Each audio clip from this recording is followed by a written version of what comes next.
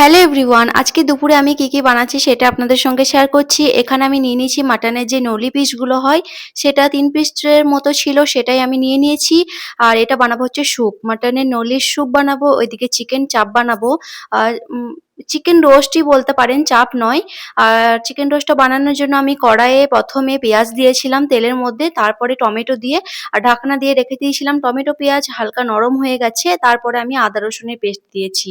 আর আমি খুবই শর্টকাট ভাবে রান্না করি, আর প্রায়ই আমি একটা রান্না দেখাই। আজকে আমি যা যা করছি দুপুরে লাঞ্চের জন্য সেগুলি আপনাদের সঙ্গে শেয়ার করছি।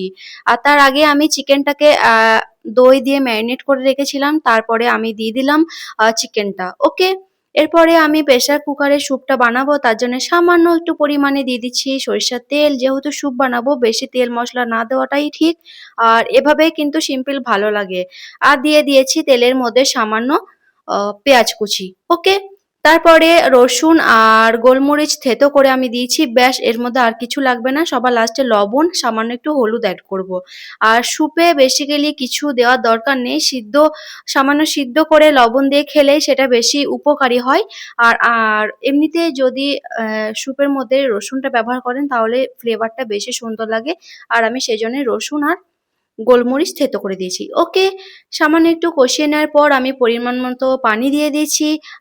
পানিটা দেওয়ার পর সামান্য একটু হলুদ গুঁড়ো অ্যাড করেছি। ব্যাস, এরপর আমি ২ থেকে ৩টে সিটি দিয়ে দেবো, তাহলেই কিন্তু এই স্যুপটা রেডি হয়ে যাবে। ওকে, ওইদিকে চিকেন রোস্টের জন্যে আমি চিকেনটা দেওয়ার পরে ঢাকনা দিয়ে রেখেছিলাম। তারপরে এপিঠ থেকে একবার উল্টে দিচ্ছি। এই চিকেন রোস্টটা বানাতে গেলে ঢাকনা দিয়ে দিয়ে বারবার নাড়তে হবে আর রান্নাটা করতে হবে।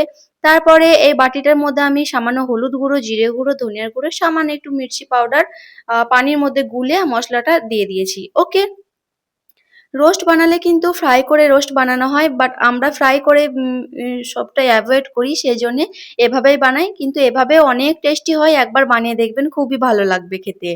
অনেকক্ষণ ধরে কষানোর পর আবার কিন্তু ঢাকনা দিয়ে দিয়েছিলাম, তারপরে আবার কষিয়ে নিয়েছি, আবার একবার ঢাকনা দিয়েছি। ৩-৪ বার ঢাকনা দিয়ে দিয়ে কষাতে হবে মিডিয়াম টু লো ফ্লেমে, তাহলে এই চিকেনটা একদম পুরোপুরি সিদ্ধ হবে। আর এইদিকে স্যুপটা ৩টে সিটি দিয়ে দিয়েছি, আমার রেডি হয়ে গেছে। আগে আমরা স্যুপটা খেয়ে নিয়েছিলাম। এই তো সেজা পাপা আর আমার খাওয়া হয়েও গেছে। এরপরে আমি বানাবো হচ্ছে প্রেসার কুকারে জিরা রাইস। জিরা রাইসটা আমার অতটা পছন্দ নয়, সেজা পাপা খুবই পছন্দ করে, সেজন্য আমি ওর মতোই বানিয়ে দিয়েছি। ওকে, আর অলরেডি আগে সেজার আমার ভাত রান্না হয়ে গেছে।